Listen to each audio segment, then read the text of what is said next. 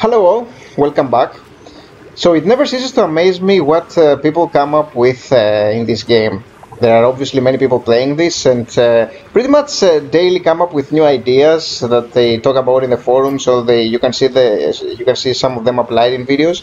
And there is one of my subscribers, which is her name is Lady Hydra, and I have been watching her videos because she's really an expert in this game, and she has helped me come up with no, not come up, actually use some of her ideas and better my game. And so because it's actually hard to find some of these ideas and concepts, I wanted to create some videos, and this will be about this specific idea here, which is basically about water storage and how you should be handling liquids. And I really like that concept, and that's why I thought that it would be very interesting for people who want to actually better their game.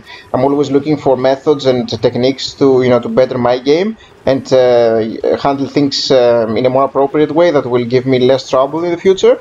And so that's why I thought that this specific topic would actually be very interesting to people. And the idea about this, the idea for this topic is. Think about how you are actually accessing liquids, right? And especially water, for example, and all liquids basically, but water is one of those. So what you generally do, and I have actually done it here in another location for crude oil or petroleum, actually, just to show you what I mean, basically. So you are normally creating like a storage area here, and you are adding some petroleum or some whatever liquids that you want to store, and that's how you go about it. And you will probably have a pump that you're gonna be pumping, with which you are gonna be pumping the liquid outside.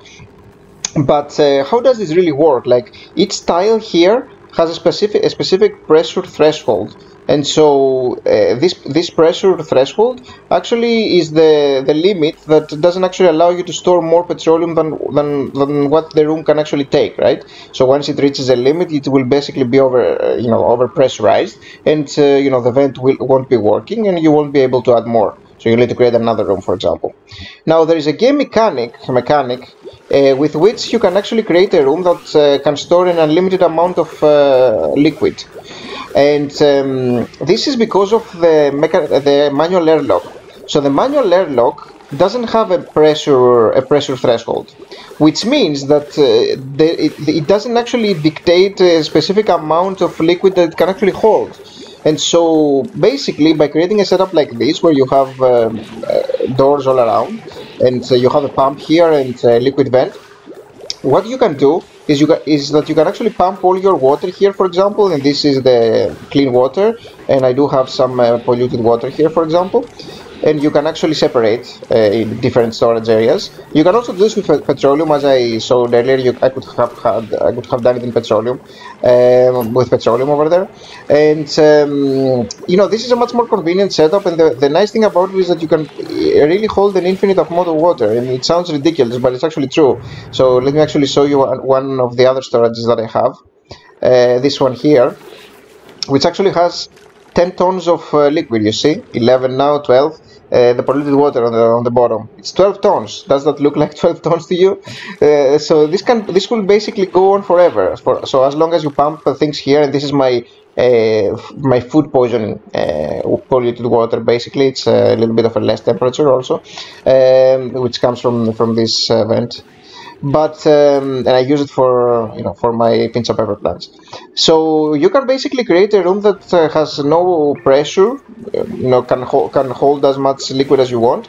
And the way I do it is, for example, I'm pumping everything that comes out, and this is actually very convenient as well. You're actually pumping every amount of liquid immediately, and you see here that it gets pumped in the liquid vent. So that's the liquid vent of the room. You can probably not see it, but that's the one. And so every source that I want to pump that has clean water comes in here, and so I have one of the geysers in here, and the other one is here. And so you see that both of them are actually pumped in this room. And so I have been using a lot of water because I was actually digging through some crude oil, and that takes a lot of water. But if I let that go, I will basically have a lot of water here, and I did have actually a lot of water some time ago. But uh, and you can actually use it in your different rooms here. For example, you can pretty much pump it all over the place. You see, there's like a metro of lines around here. And so, for instance, I have the Cool Slash Geyser here, and this one actually has a separate room because it's actually cool polluted water. And so, you know, I can have other applications for this. I can even cool things down, which I'm doing basically for the thermal aqua tuner. I was actually doing that before by pumping some liquid here. It's actually way too much now, and it's actually way too hot.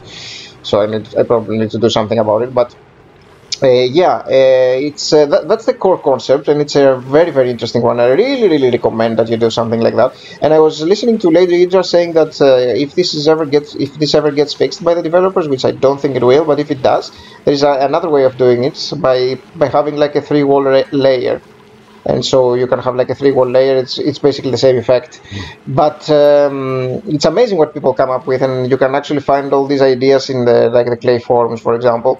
And so yeah, I thought that it would be a very, very useful thing to know. It has really helped me with my games. Makes things much more compact and much more manageable. I really like that idea. So yeah, that's it with this one, and there will be more tips and tricks soon. And thanks for watching this, and please remember to like the video. Bye bye.